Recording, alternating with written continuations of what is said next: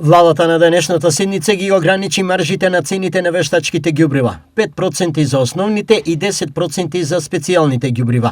Мерката ќе трае до 31 мај годинава, објави денеска на прес министер за земјоделство Цветан Трипуновски.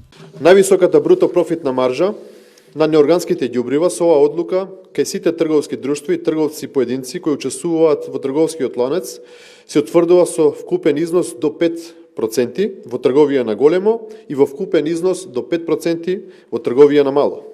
Додека пак највисоката бруто профитна маржа за органските ѓубрива, органоминералните ѓубрива, биостимулатори, од оваа одлука во трговијата на големо ќе изнесува до 10%, во малопродажба и во 10% до големо продажба. Дополнително, владата воведе обврска за континуирано снабдување на пазарот со вештачки ѓубрива. Трговците на мало се должни месечно да обезбедуваат и продаваат најмногу 70% од просечната количина која што ги набавиле во 2026 година, додека трговците на големо се обврзуваат да ги снабдуваат трговците на мало со најмалку 70% од просечно продадените количини.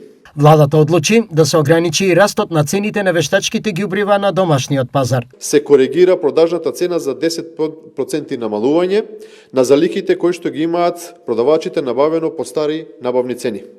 Со овие две одлуки се прави стабилизација на цените на ѓубривата, односно нивна корекција намалување. Која е целта на овие две владини одлуки? Целта на оваа одлука е да се спречи евентуалните недостатоци на пазарот и да се обезбеди редовна достапност на ѓубривата и да се заштитат земјоделците од неправилниот раст на цените. Инаку, кризата во заливот ги изголеми цените на вештачките ѓубрива за 40%, со што и производството на земјоделските артикли се зголемија за над 50%, а повисоки цени земјоделците предвидуваа и за градинарските култури кои се очекуваа да се појават на пазарот во наредниот период.